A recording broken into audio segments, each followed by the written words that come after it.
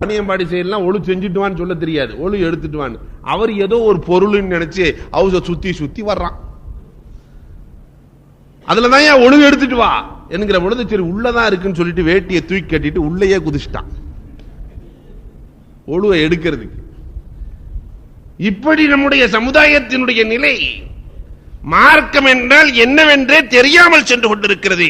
நபிகள் கோமான் பெருமானார் ஸல்லல்லாஹு அலைஹி வஸல்லம் அழகாக சொன்னார்கள், யாருக்கு யார் இரவு நேரத்தில் எழுந்து தொழுது தன்னுடைய மனைவியை எழுப்பி தொழச் சொல்லுகிறாரோ அவருக்கு அல்லாஹ்வினுடைய அருள் உண்டு. பெருமானார் சொன்னார்கள், ரஹிமல்லாஹு இம்ரா, அல்லாஹ் ஒரு மனிதனுக்கு ரஹமத்து செய்கிறான். எந்த மனிதன் தெரியுமா? அல்லக ஃபீ பைத்திஹி சௌத்தா, வீட்டில் ஒரு வாளை தொங்க விட்டுருக்கிறான், வீட்டில் ஒரு சாட்டையை தொங்க விட்டான். எதற்காக? லியுஅத்திப பிஹி அஹ்லஹு, அடிக்கிறதுக்கு அல்ல, அந்த குழந்தைகளை சரியாக வளர்ப்பதற்காக, அந்த குழந்தைகளை கண்ணியத்தோடு வளர்ப்பதற்காக, அந்த குழந்தைகளை கௌரவத்தோடு வளர்ப்பதற்காக, அந்த குழந்தைகளுக்கு ஒழுக்கத்தை சொல்லி வளர்ப்பதற்காக, மிரட்டி கண்டிப்போடு வளர்ப்பதற்காக யார் வீட்டிலே சாட்டையை வைத்திருக்கிறார்களோ, அதனால எல்லாரும் போய் சாட்டை வாங்கி மாட்டீங்கன்னு சொல்லல, கண்டிப்போடு வளர்ப்பவர்களுக்கு அல்லாஹ் ஜல்ல ஷானஹு தஆலா ரஹ்மத்து செய்கிறேன் என்று ரஹ்மத்து செய்வான் என்று நபிகள் கோமான் பெருமானார் ஸல்லல்லாஹு அலைஹி வஸல்லம் சொல்கிறார்கள். இவங்களுக்கு அல்லாஹ்வுடைய ரஹ்மத் இருக்கிறது. இன்றைக்கு குழந்தை வளர்ப்பு எப்படி இருக்கிறது? கண்டிப்போடு வளர்க்கிற சமூகமாக நம்முடைய சமூகம் இருக்கிறதா? அவன் என்ன கேட்கிறானோ அவன் கேட்கறதுக்கு முன்னாடி வாங்கி கொடுத்து கெட்ட பழக்கங்கள் அத்தனையும் மொத்தமாக பழக்கப்படுகிறது.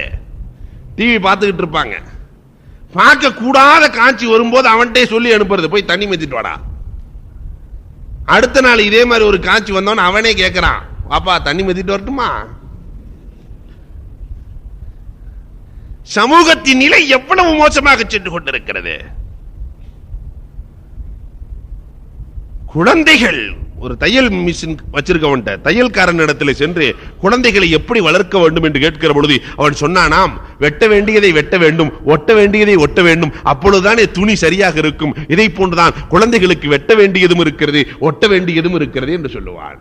ஒரு ஆசிரியரிடத்துல சென்று குழந்தைகளை எப்படி வளர்க்கணும்னு கேட்கும்போது அவர் கணக்கு வாத்தியாரா போயிட்டாரு. அவர் சொன்னாரா, குழந்தைகள்ல கூட்டலும் இருக்க வேண்டும், பெருக்கலும் இருக்க வேண்டும், கழித்தலும் இருக்க வேண்டும், வகுத்தலும் இருக்க வேண்டும். ஆக இந்த நான்குமே சில விஷயங்களை குழந்தைக்கு கூட்டி, சில விஷயங்களை கழித்து, சில விஷயங்களை பெருக்கி வகுத்து வாடுகிற வழியை அந்த குழந்தைக்கு கற்றுக் கொடுப்பவன் தான் சிறந்த பெற்றோன் என்று சொல்லிக் கொடுப்பார். இன்னைக்கு நம்மால் என்ன தெரியுங்களா, கபரஸ்தானுக்கு போய் பாருங்க, பிறந்த தேதி கல் வச்சிருப்பாங்க, பிறந்த தேதி இடையில ஒரு கழித்தல், வஃபாத்தான தேதி. வாழ்க்கையை இவர் கழித்து மட்டும் இருக்கிறார், எதையும் பெருக்கவில்லை, வகுக்கவில்லை, கூட்டவில்லை, கழித்தலாகவே வாழ்ந்திருக்கிறார், உண்டு கழித்திருக்கிறார் என்று கூட அர்த்தம் வைத்துக் கொள்ளலாம். இறந்ததற்கு பிறகும் கூட பாடம் கற்றுத் தருகிறார். சமூகத்தின் சூழல் இப்படி இருக்கிறது. அதனால் குழந்தைகளை சீராக வளர்க்க வேண்டும்.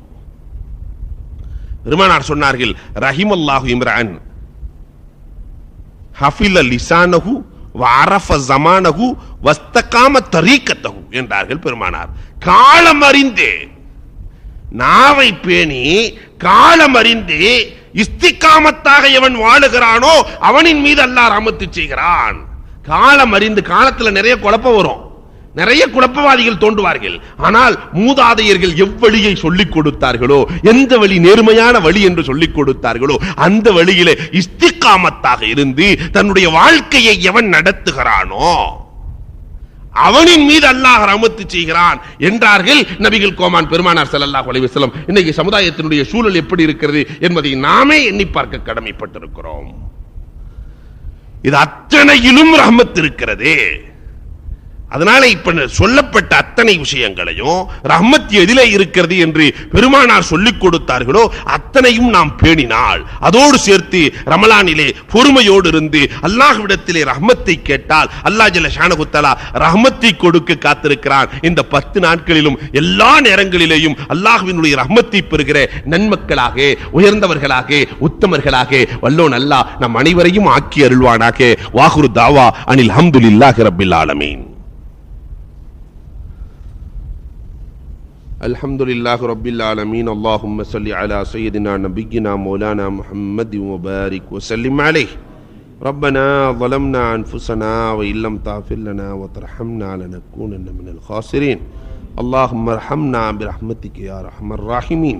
اللهم ارحمنا برحمتك يا ارحم الراحمين اللهم ارحمنا برحمتك يا ارحم الراحمين اللهم إنا نسألك من النعمة تمامها ومن العصمة دوامها ومن الرحمة شمولها ومن العافية حصولها ومن العيش رأدا ومن الأمر أسأدا ومن الإحسان أتما ومن الإنعام عما ومن الفضل عدبا ومن اللطف أقربا اللهم كلنا ولا تكن علينا اللهم اختم بالسعادة آجالنا وحقق بزيادة أعمالنا وكرم بالعافية عدونا وآصالنا واصبب سجال عفوك على ذنوبنا ومن علينا بإصلاح عيوبنا اللهم اجعل التقوى زادنا وفي دينك اجتهادنا وعليك توكلنا واعتمادنا اللهم خفف عنا ثقل الأوزار وارزقنا عيشة الأبرار اللهم اكفنا واصرف عنا سر الأسرار اللهم اعتق رقابنا رقاب آبائنا وأمهاتنا وإخواننا وأخواتنا من النار